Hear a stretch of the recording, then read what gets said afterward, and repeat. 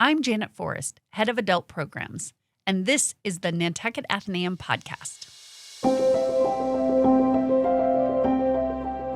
This July, we will present our 15th annual Nantucket Dance Festival, which brings world-class dancers and performers to the island and supports our mission to provide free, year-round services and programs to our community. In celebration of the 15-year milestone, I spoke with Artistic Director Tyler Engel about what it's like to adapt world-class performance for a smaller, more intimate stage, how the festival has evolved during his tenure, and how this week-long event has woven itself into the fabric of our island community. In this episode, Tyler shares what to expect at this year's festival. This year, we have dancers from Miami City Ballet, Boston Ballet, the American Ballet Theatre, and New York City Ballet. I really like when a disparate group of people from a lot of different backgrounds and companies and styles are able to come together and make a cohesive, coherent program.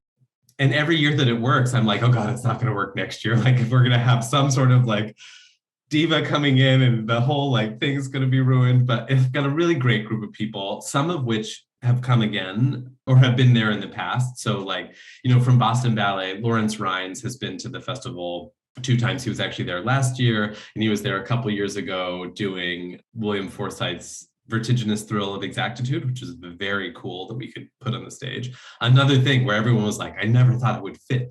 And they're actually doing a Forsythe kind of conglomerate, from 2 different works. And one thing that they're showing, actually newly promoted soloist, Daniel Durrett, which is very exciting. It's exciting when you like have someone coming to the festival and all of a sudden 2 weeks later on your Instagram, you see that they've been promoted. That's like, huzzah, it's very exciting.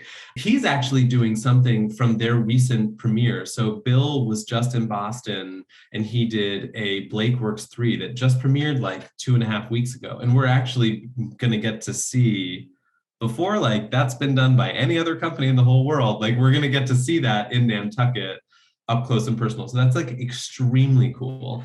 Yeah. And I'm for the first time ever, actually this year, we're doing a piece by Mark Morris. Mark Morris is someone who's I've really admired for a very long time. I think that his work is incredibly musical and he's just someone who knows his craft and creates really incredible and ingenious dances. I mean, it's not even my training or where I'm from. It's much more contemporary. So it's not ballet, but there's something about it that speaks so deeply to me, like its connection to the music, the shapes that bodies make. And I'm really excited that we're able to show his work again for the first time ever. It's the kind of thing where they do not license any Mark Morris piece to any professional company. So anything that he's choreographed for his company, you don't see anyone doing except for the company, unless you're a school or a student, right? That's the only time that they let this happen.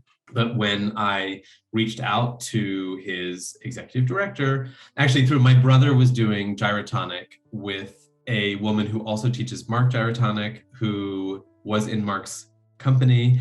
And she reached out to Mark. He ended up finding a piece that he choreographed for 2 of his dancers that went off and started their own company, their own venture. And he was like, we could actually license this to you because this was not done originally on the Mark Morris dance group. So like, amazing. I was like, we're a fundraiser, public library, like we'd love to show the work. And Jared and I are actually doing this together. So that was his requested casting. And so I think that will be very interesting, mostly because Jared and I never ever danced together. There's maybe 1 time, 2 times at City Ballet where we've ever even like been closely in the same work together, but definitely not like dancing together. So I think that that'll be really interesting. And then it's like, we have people from different companies doing works that they don't normally do. So Isabella Boylston and Juan An from both principals with American Ballet Theatre are coming to the festival, and they're going to be debuting in a balancing piece that they've never done before and that they wouldn't have had the option to do because ABT does not do this ballet. As far as I know, New York City Ballet does this. the San Francisco Ballet, and maybe the Paris Opera Ballet. But it's like in its entirety, it's a very big work, but we're just doing the second movement of this.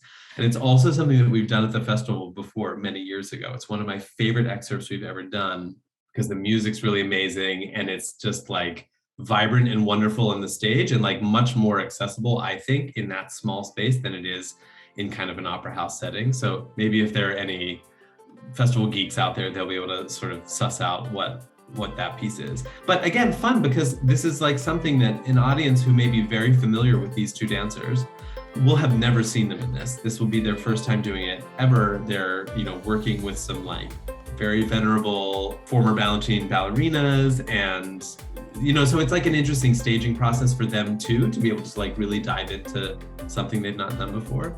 And then actually Pam Tanowitz is doing a new piece for us for the summer as well. So we again have a new commission for the 15th anniversary. I love Pam's work, and she loves ballet. So she's a modern choreographer, but she loves ballet. She loves the steps. She's sort of just like can obsess over like a pas de cheval, or like I love an attitude, or like a gargouillade. Like there's something so like kind of like weirdly antiquated about some of the steps that we do in ballet, but then she's able to kind of like take them and reframe them and make them seem like really starkly modern and wonderful. And she's actually working with John and Paula, our music advisors, on what we're doing. And I actually don't even know yet what they've decided to use. And there was even talk about possibly commissioning a new piece of music for that. So we'll just have to see, but that's kind of like a fun thing that's still in the works. Almost every single piece will be the audience seeing a dancer in something they've never seen them in before, which I think is really fascinating. I agonize over the order, you know what I mean? Like I listen to all of the pieces. I make sure that it's not like jarring for the ear or jarring for again, like you don't want to be just like, it's modern, it's slow, it's fast, it's fun, you know what I mean? You don't just want it to be like going back and forth all the time. I'm really excited about it. What's it like to get through a festival and then be like, what's next? And then you start over again. It's not the same festival every year. Where do you start? There are lots of notebooks with half-baked, full-baked ideas sitting around my apartment in like lots of different bags. I don't even know where they all are.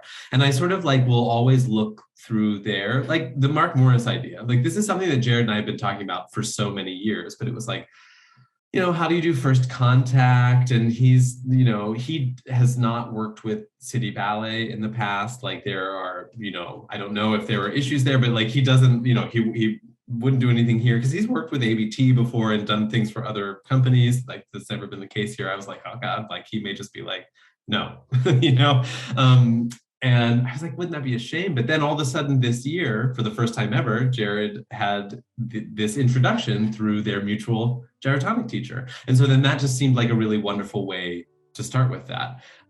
Sometimes it is the pieces and sometimes it is the dancers. Like there were a few years where I really was just like only doing the different pieces of work first and formulating the program in that way, and then asking dancers to kind of like fill that in.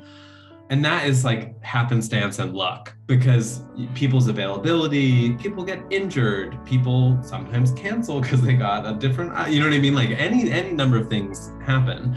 It's not just only like, what are the perfect ballets for this program that I'm gonna kind of like, it's really not that kind of thing. It really is like, what are great pieces? Who are wonderful dancers that are available? What do the musicians want to? And then so after having a bunch of these conversations in the beginning, and I feel like I drive people nuts sometimes because I'm like, hey, can I call you? And then we call on the phone and they're like, but we haven't decided anything. I'm like, no, it's not about deciding it right now. It's about getting a feeling about like what all of this information, where all of this information takes us. So you get a feeling about what the musicians are wanting to do, sort of like who is available, what work seem to be, and then it kind of like, I don't know, it's like a water stick. You just kind of like follow it in that way, and then you come up with the program.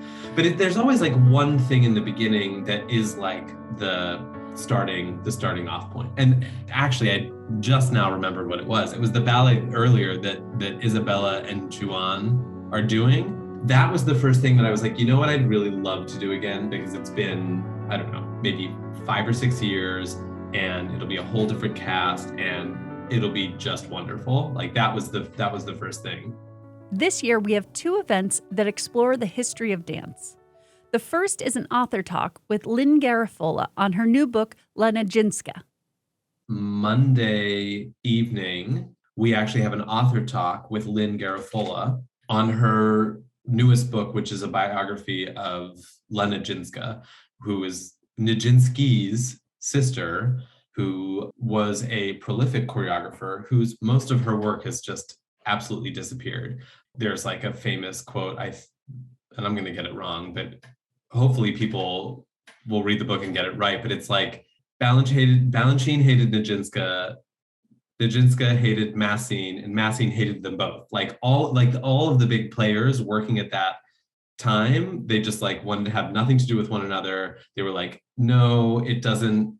I would never take anything from that person. You know, you look at all their ballets from the same time, there's a lot that's the same, that it's like, we don't know whose idea was whose, but there are a lot of things that dance historians and critics like think that Balanchine stole from Nijinská. Like a lot of like the hopping on point in his ballet Concerto Barocco, and like how sort of like physical the movements are for the women. I think it was Alistair McCullough was like, he's pretty certain that came from, that he just like took that from Nijinská, but she's not someone that we know really that much about. And this is the first biography of her. I mean, she's like really kind of like a towering figure in the dance world that is not, she's like a towering figure in the dance world who's actually kind of like a ghost. The other event we have planned is a panel discussion with Tyler and Linda Murray, the dance curator at the New York City Public Library. This discussion will be moderated by Ann Scott, the executive director of the Atheneum. She's just amazing. And she did a talk with my brother for the digital festival that a lot of people were really taken with, just, how much knowledge she has. It's inexhaustible. You know what I mean? You could just like really continue to dive into her brain and never find the bottom of it. And so I just wanted to talk with her and Anne about libraries and dance and a dance library. I was like, this is kind of a fun thing, right? You have one library that's putting on a dance festival, and you have another library that's a performing arts library. And I think that we're going to have a really interesting conversation. And actually, to be perfectly frank, there are too many prongs. I can't tell you where the talk is going to go because I don't know yet. Because this talk could be, for me, I could just sit with these two ladies and speak for probably 10 hours.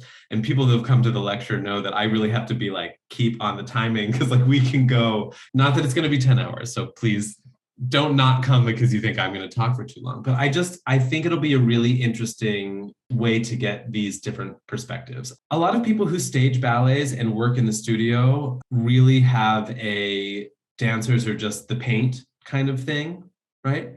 And I don't believe that, right? I think that we're much more than the paint. And I also think that we're like in a really interesting time where, at least in, the New York City Ballet, that a lot of the generation who worked with Balanchine and the people who worked with Balanchine are like no longer around, right? So this information is going away, becoming less accessible. And how do you create and sustain a group of thoughtful, interpretive artists in that way? Like it's no longer just like we're getting the absolute information from like one figurehead. So like, what do? You have to be like a musician. You have to have like all of the information about that Beethoven sonata. You got to study it. You got to make your own notes. You have to see what works. You have to see what sounds good on your hand, on your piano, like all of these things. This is like not stuff that we're doing yet. And in the dance world, at least like, like ballet dancers are not all doing this in their own. And I think that it really is like going to be a big step. And so like that's sort of one of the things that I want to talk to both of these ladies about. It's like the importance of information and the importance of history and knowledge and how that shapes what you do, regardless of what it is. But like in this case, how important that is for dance, which is so ethereal, like that's the whole problem. but a good problem, right? So it's like a nice thing to tackle. These are two also ladies that I have like tremendous amount of respect for, that really, every time that I'm talking with either of them on the phone or like, you can just, there's a lot of energy and a lot of, it's always yes and. I don't know if anybody's taken an improv class. It's not no, period. It's yes and that's great. Like that's what I get excited about. And so I really just want that sort of interplay between two. They're not conflicting perspectives. They're two different perspectives of a lot of similar things with a lot of crossover. I'm really excited about the two talks early on in the week.